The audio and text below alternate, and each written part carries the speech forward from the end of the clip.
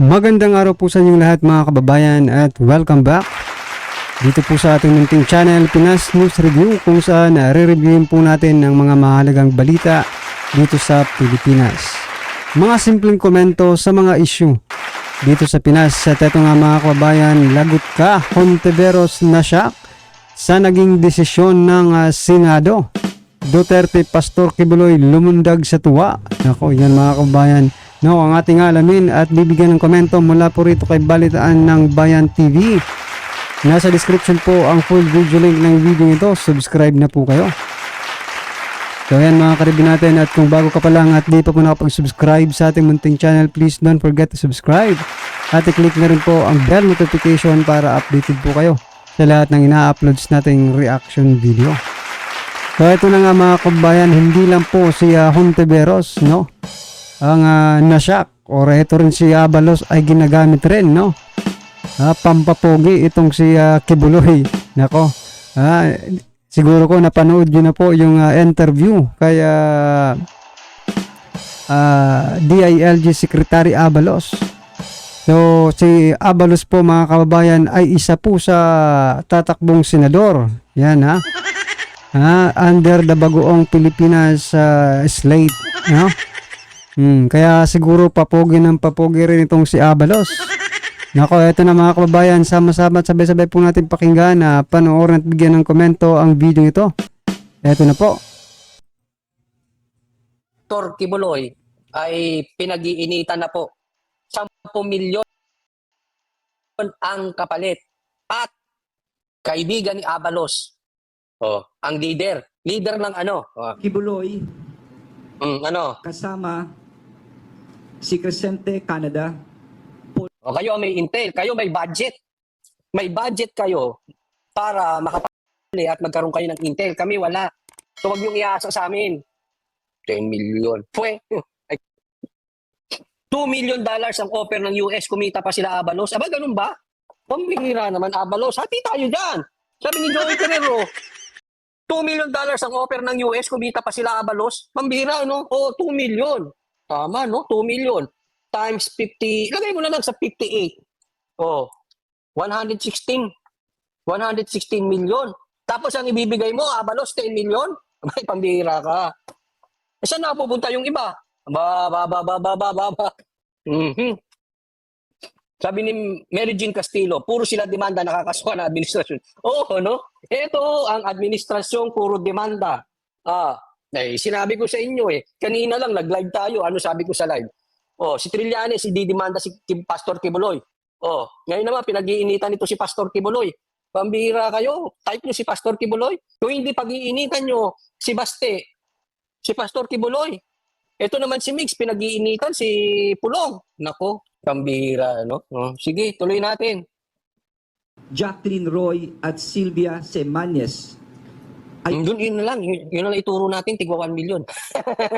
Baka sabi, alam ni Coach, baka nagdagan lang yan, Hindi po namin kilala yung mga yon. Hindi po namin nakikita. Kayo, tigil-tigilan nyo. Baka mga praning sa inyo. Sabi ni Joe Corpus, I agree with you. The Philippines demand the administration. Sabi naman ni Gaming, parang away bata ang administrasyon. Kaya, di ba? Pag maka-Duterte, galit. Yan lang ang nakikita kong kasalanan ni Pastor Quiboloy.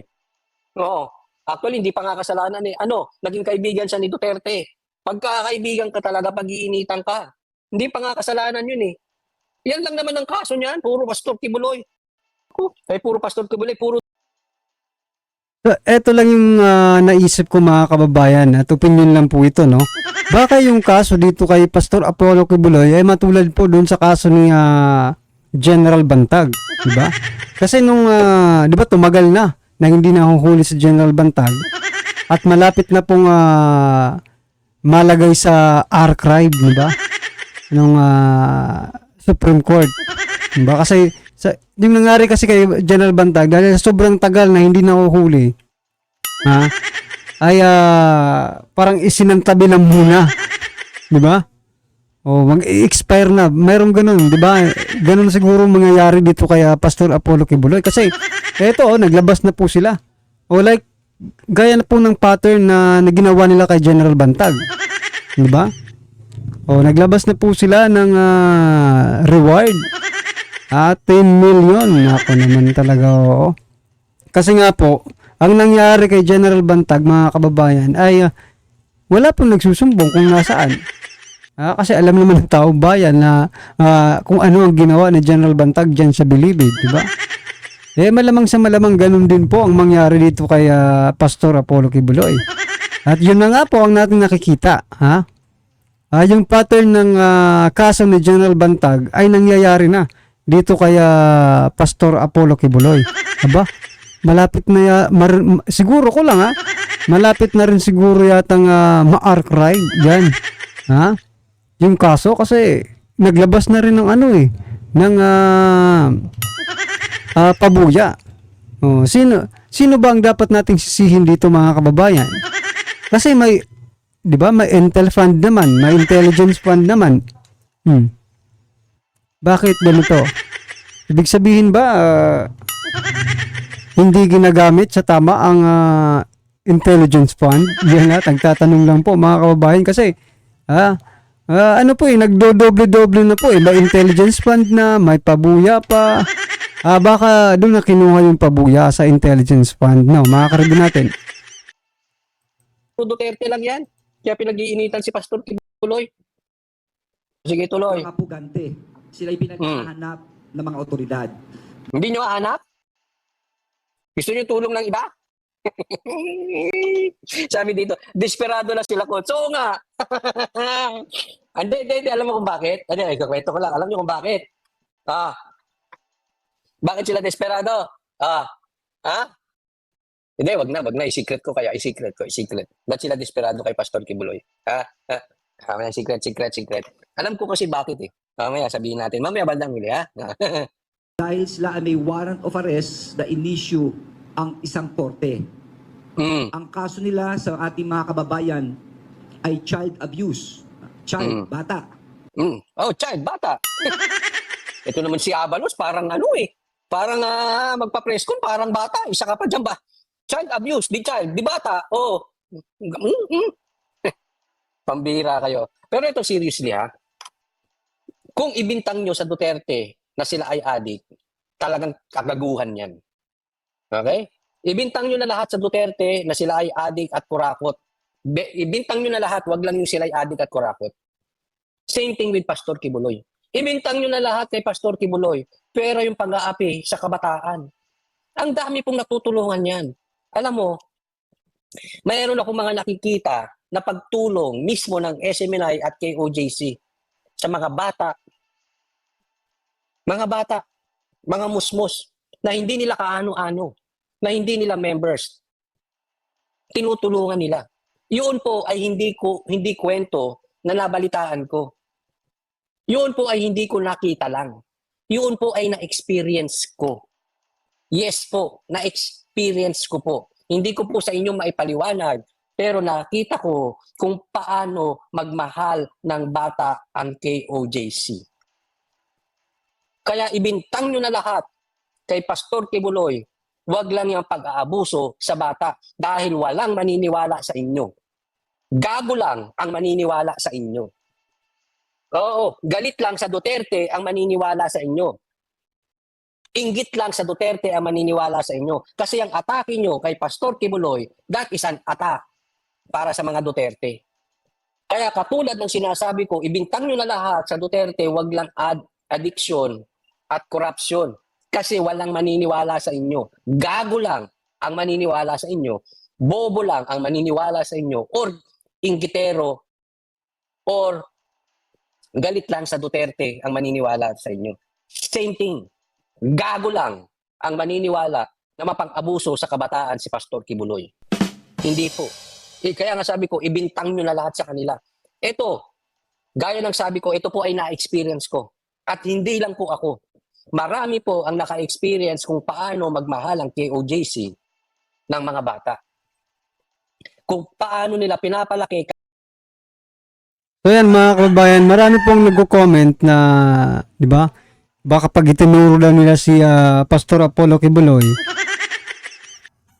ay hindi po nila makuha yung reward, di ba? totoo daw po ba yung reward na yan? Baka ano lang yan, palabas lang yan para papogi ni Abalos. Kasi tatakbong senador ngayong 2025. Babiruin mo yung preparation ni Abalos para sa 2025. Matagal ng preparation pa. Ito, matagal ng preparation to mga kababayan. Kasi isipin nyo, mula pa ka General Bantag, yung kanyang, di ba, pagpapapogi, yan, ni Abalos, mula pa ka General Bantag, di ba? Di ba sila ni Boying Remulla? O nagtaka nga tayo, si Boying Remulla hindi tatakbong senador, di ba? Si Abalos pala ang tatakbong senador. Tama po yung mga sinasabi natin noon pa lang, nung una pa lang binibira nila si General Bantag na posibleng may tatakbo sa kanilang dalawa. At eto na nga, on the run na si Abalos, mga kababayan. O, sa palagay niyo po ba itong mga ginagawa? Kasi hindi lang po ito dito sa sa kay Pastor Kibuloy siya nagpapa-presscon. Maging yung mga simple issue ng ating bansa ay pumapasok na rin sa mga presscon ng DILG, di ba? Kasi may kinalaman rin naman ng DILG, di ba? Kaya kailangan talaga magpa-presscon talaga ng bonggang-bongga itong si Secretary Benhur Abalos, di ba? Para gamitin yung mainstream media. O naipakita, ako ito. Ako ang inyong DILG Secretary.